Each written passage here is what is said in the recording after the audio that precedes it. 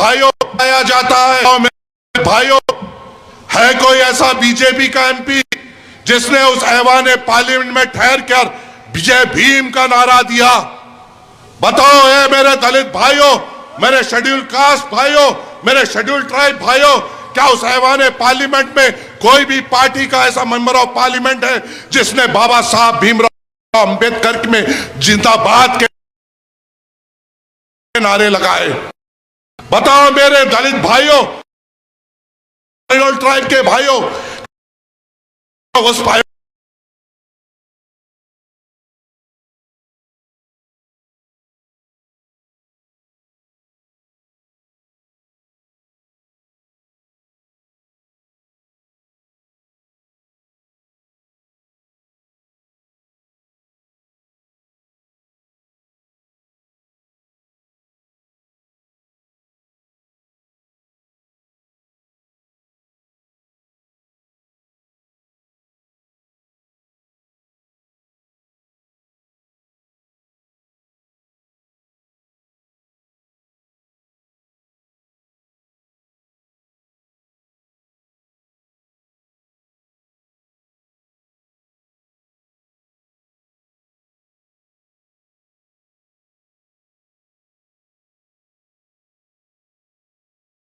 Parliament में नरेंद्र क्या आपके लिए बात करती है?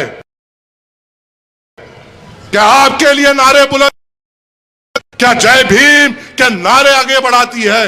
कोई नहीं है जो आपके लिए आवाज दे सिवाय बैरिस्टर असदुद्दीन अवैसी साहब के। अरे पार्लियामेंट छोड़ो, अरे दलितों के भीख से, शेड्यूल ट्राइब्स के भीख से, शेड्यूल कास्ट के भीख से कई यहां से तेलंगाना के असेंबली में एमएलए गए, क्या किसी ने वहां पे ठहर कर यह कहा कि बाबा साहब अंबेडकर के खिलाफ कुछ मत बोलो, बाबा साहब अंबेडकर मेरे हीरो है? क्या बीजेपी के एमएलए ने कहा? क्या कांग्रेस के एमएलए ने कहा? क्या बीआरएस के एमएलए ने कहा? अगर इस तेलंगाना असेंबली में अगर बाबा साहेब अंबेडकर के लिए ठहर कर किसी ने यह कहा कि बाबा साहेब अंबेडकर मेरे हीरो है, वो बोलने वाले शख्स का नाम अकबरुद्दीन अवैसी साहब है। ना कोई कांग्रेसियों ने बोला, ना बीआरएस ने बोला, ना भाजपा के किसी ने बोला। मगर दुश्मनी हमसे की जाती है, हमसे नफरत की जाती है। याद रख लो है मेरे गयूर दलित भाइयों, ऐ मेरे शेड्यूल कास्ट, शेड्यूल ट्राइब के भाइयों, कान खोल कर सुन लो। अगर भीम की शान में गुस्ताखी होगी, अगर भीम के सम्मान में खबर रखाएगा, अगर भीम के नाम पे कोई उंगली उठाएगा, मीम मैदान में आएगी, मीम आपकी आवाज बनेगी, मीम आपके लिए लड़ेगी, मीम आपके लिए दुश्मनों से टकराएगी। भीम का साथी सिर्फ मीम है और मीम का साथी सिर्फ भीम है, यह आपको समझना है। अरे मजाक की भी एक हद होती है, जो दिल में आए बोल दिए, जिस तरीके से बात करना है बात कर दिए। अरे इस इंसान के बारे में बात की जा रही है जिसने आर्टिकल 17 को इस्तेमाल करते हुए आपको अनटचेबल अबॉलिश कराया, आपको अछूत होने से बाहर निकाला। न तो आपकी वो हद थी कि आपका अगर थूक भी जमीन पे गिर जाता तो जमीन को नापाक समझा जाता, आप कहीं चलते तो जमीन को नापाक कहा देते थे, आप कुछ कुएं से पानी पीते तो कुएं से कोई दूसरा पानी नहीं पीता, आपके बच्चे की अगर बारात निकल जाती तो लोगों के दिलों में छुरियां चलती। तो आपके लिए अगर इस चीज को मुकाबला करके बुखारवानी देखकर आपको इस हिंदुस्तान में काबिल बनाया तो बनाने वाले का नाम भीमराव अंबेडकर साहब है। और उनके लिए अगर कोई नारे बुलंद करते हैं तो बैरिस्टर असदुद्दीन अवैसी साहब और अकबरुद्दीन अवैसी साहब है। क्या मैं गलत बोल रहा हूं? क्या मैं झूठ बोल रहा हूं? मजलिस इत्तेहादुल मुस्लिमीन दिल से इज्जत करती है डॉक्टर भीमराव अंबेडकर साहब का। मजलिस इत्तेहादुल मुस्लिमीन इसलिए भी इज्जत करती है कि वो शख्स है जिसने हमें आईन दिया, कानून दिया, संविधान दिया, और उस संविधान पे हम चलते हुए आगे बढ़ेंगे। अरे ये लोग, क्या आपको इतना समझने नहीं आता कि ये आज आपको इस्तेमाल कर रहे हैं, आज आपको इस्तेमाल कर रहे हैं। हिंदू राष्ट्र की बात की जा रही है, हिंदू राष्ट्र के बनाने की बात की जा रही है, और सामने ठहराया जा रहा है जब भी हिंदू राष्ट्र की बात होती है तो बताया जाता है औरंगजेब को, बाबर को, हुमायूं को, शाहजहां को और मुसलमानों को बताते हुए आग के सामने पेश किया जाता है। ऐ मेरे दलित भाइयों, ऐ मेरे शेड्यूल कास्ट, शेड्यूल ट्राइब के गयूर भाई बहनों, तुमसे सवाल करता हूं, अगर हिंदू राष्ट्र होगा तो क्या मुसलमानों से ज्यादा तुमको वो वापस उस दौर में नहीं लेके जाएंगे जहां तुम्हारे गलों में मटकी बनी जाती थी, जहां तुम्हारे पीठ पे झाड़ू बनी जाती थी, जहां तुम्हें पीने का पानी तक नहीं दिया जाता। अरे आज हम यहां पे बात कर रहे हैं तो कहा जा रहा है कि मंजलिस क्यों कर रही है। अरे मंजलिस के अलावा भीमराव अंबेडकर साहब की बात किसने की, तुम तो बताओ, आप तो बताओ कि कौन बात कर रहा है। नामपल्ली में भी देख रहा हूं अजीबो गरीब तमाशे चल रहे हैं। डॉक्टर भीमराव साहब के, अंबेडकर साहब के फोटोज लेके चौरस्ते पे 5-6 पाउडर के डब्बे फिर रहे हैं। देख रहा हूं, तमाशे देख रहा हूं, हिलते डुलते अंबेडकर साहब की फोटो बता रहे हैं। अगर तुम्हें प्रोटेस्ट करना है तो प्रोटेस्ट उस तरीके से करो जिस तरीके से तुमने वादा किया था। अगर तुम्हें भीमराव अंबेडकर साहब ने जिसके लिए कुर्बानी दी, उन खवातीनों को जो तुमने पैसों का वादा किया था वो दिला दो। उन दलितों को जो इंदिरम्मा अल्लू के नाम पे घर देने का वादा किया था, पहले वो कर लो, बाद में अंबेडकर साहब की फोटो पकड़ो। पहले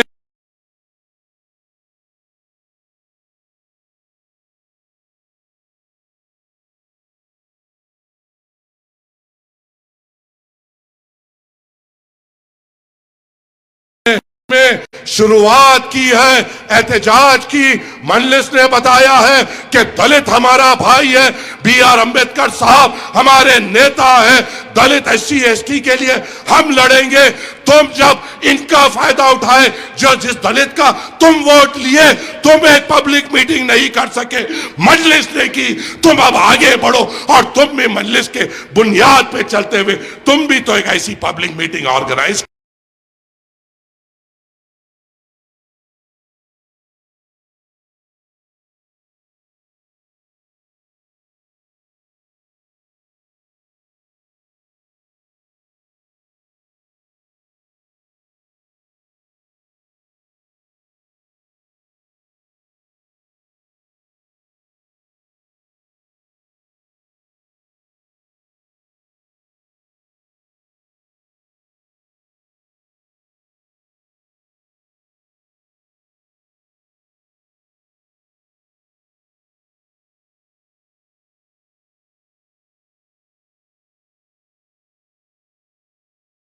बोला बैनर कहीं को निकालना। भाई ड्रग्स के ऊपर नामपल्ली में एहतजाज चल रहा, और ये आइडिया मेरा भी नहीं था चल रहा, और ये आइडिया मेरा भी नहीं था कि ये बैनर ऐसा बनाओ।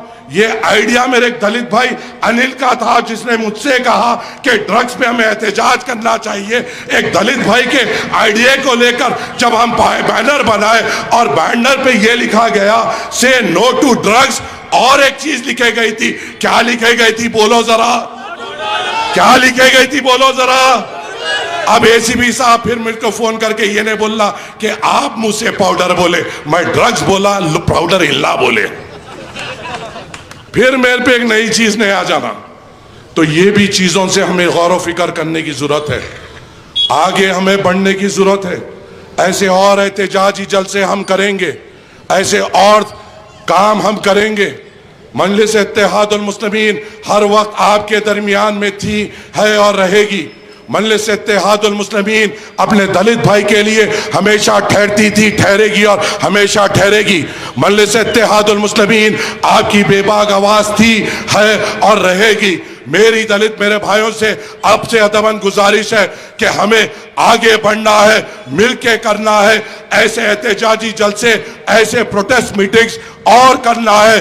उस आदमी के लिए करना है जिसने हमारे लिए कुर्बानी दी, उस आदमी के लिए करना है जिसने हमारे लिए एजुकेशन दिया, उस आदमी के लिए करना है जिसने हमारे बच्चों के लिए मुस्तकबिल लिखा, उस आदमी के लिए करना है जिसने हमें अनटचेबल होने से बाहर निकाला, उस आदमी के लिए करना है जिसने हमारे बच्चों के लिए बेहतर मुस्तकबिल लिखा, उस आदमी के लिए करना है जिसका नाम डॉक्टर बाबा साहब अम्बेडकर, भीमराव अम्बेडकर साहब है, उस आदमी के लिए करना है। मजलिस आपके साथ है, मजलिस आपकी आवाज है, मजलिस कोई ऐसी चीज बर्दाश्त नहीं करेगी जो आपको तकलीफ देती है, और मजलिस आपके हर एहतजाज में आपके साथ चलते हुए इन विश्व हिंदू परिषद, आरएसएस और भाजपा जो दलितों के लिए अपने दिल में नफरत रखते हैं, जो दलितों के लिए अपने दिल में मैल रखते हैं, उनका मुकाबला आपके साथ रहकर करेगी। और मजलिस इत्तेहादुल मुस्लिमीन हमेशा भीम की ताकत बनेगी, भीम की आवाज उठाएगी और भीम को साथ लेकर चलेगी। बस यही चंद गुजारिश है, आगे भी और हम ऐसे प्रोटेस्ट मीटिंग्स कराएंगे। उम्मीद है आप सब आएंगे और कामयाब करेंगे और हम एक पैगाम यहां से देंगे। शुक्रिया। अस्सलाम वालेकुम व रहमतुल्लाहि व बरकातहू।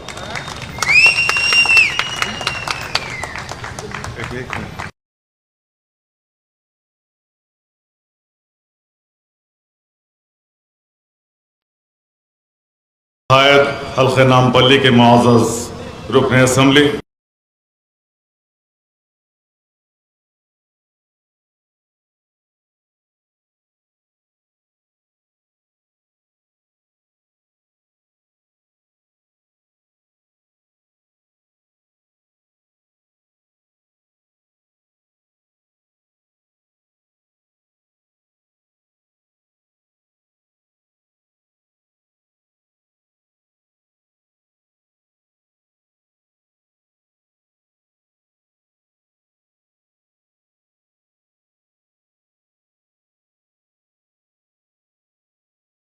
जनाब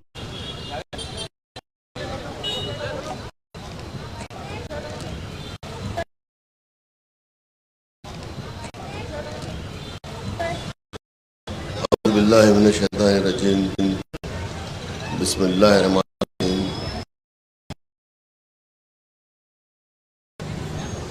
वाली जनाब मोहम्मद माजिद हुसैन साहब रुकन हल्के नामपल्ली,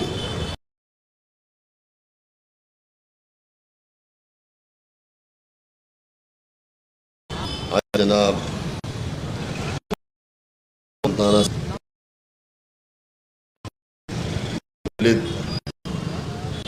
भाई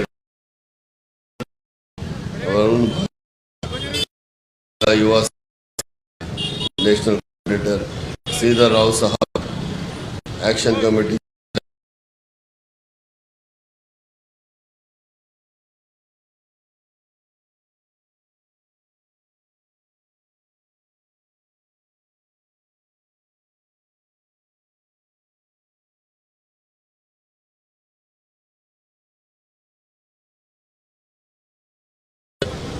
बलवंत राव, जय भीम सेना, इत्तेहादुल मुस्लिमीन की जानिब से जो डॉक्टर भीमराव अम्बेडकर साहब के खिलाफ में जो जहर उगला गया, हिंदुस्तान की राज्यसभा में हिंदुस्तान के होम मिनिस्टर ने हिंदुस्तान की पार्लियामेंट में जो कहा, जिन अल्फाज का इस्तेमाल किया, उसके एहतजाज में ये एहतजाजी जलसा मजलिस इत्तेहादुल मुस्लिमीन की जानिब से मुनक़िद किया गया। मैं अपने दलित भाइयों से सिर्फ यही कहना चाहता हूँ कि आज भी जिन लोग आपको अपने वोट का इस्तेमाल करवाते हैं, और आपके वोटों से हिंदुस्तान के प्राइम मिनिस्टर बनते हैं, होम मिनिस्टर बनते हैं, हिंदुस्तान की पाया तख्त पे बैठते हैं और तमाम हिंदुस्तान के रियासतों में आपके वोट लेकर अपने हुकूमतें बनाते हैं।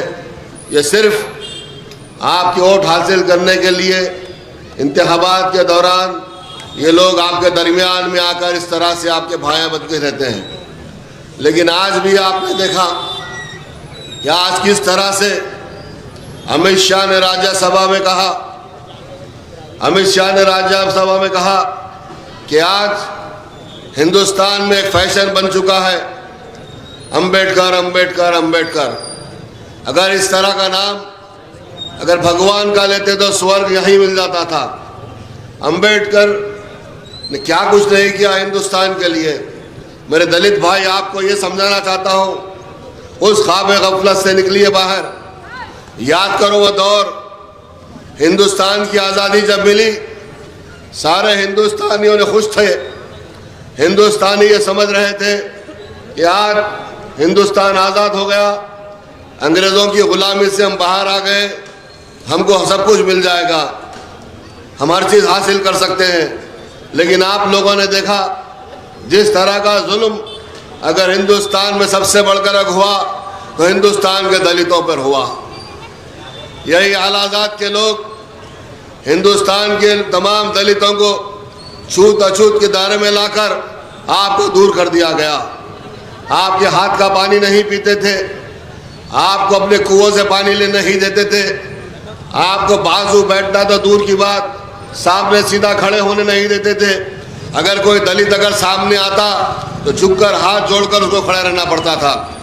जिस तरह की तकलीफ़ें आपको मिली और जिस तरह के जुल्म आपके आबा और अजदाद ने सहा, लेकिन उसके बावजूद आज भी आप लोग जब कभी भी इंतखाबात आते हैं तो आप लोग उन्हीं लोगों का साथ देते हैं जिन लोगों ने आप पर जुल्म किया, जिन लोगों ने आपको जुल्म किया, जिन लोगों ने आपको काटा और मारा, जिन लोगों ने आपके इस्मतें लूटी, जिन लोगों ने आपकी हर चीज़ लूट लिया, आपने उनका साथ दे रहे हैं।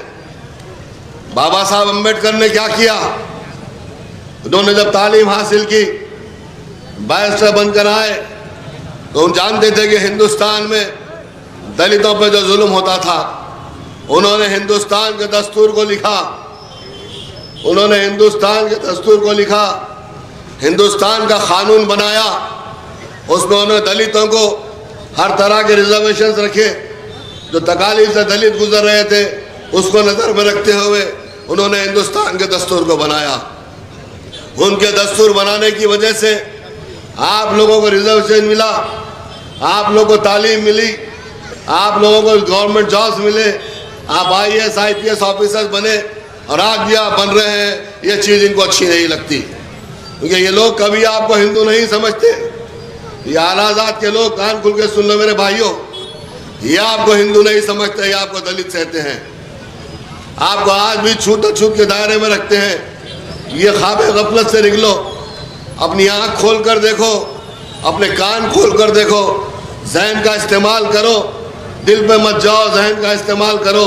आप देखिए वो लोग आपको आज किस तरह से कहते हैं। आज ये चीज़ सामने निकल कर आ गई, जो चीज़, जो आइडियोलॉजी है, विश्व हिंदू परिषद, बजरंग दल, RSS, हिंदू वाहिनी, BJP, तमाम आलाजात के लोगों की, जमातों की जो आइडियोलॉजी है, जो जहनियत है, वो आपके सामने निकल कर आ गया। जो इतना बड़ा हिंदुस्तान के ओहदे पर, हिंदुस्तान का होम मिनिस्टर ने हिंदुस्तान की राज्यसभा में ये कहा, अंबेडकर अंबेडकर अंबेडकर एक फैशन बन चुका है।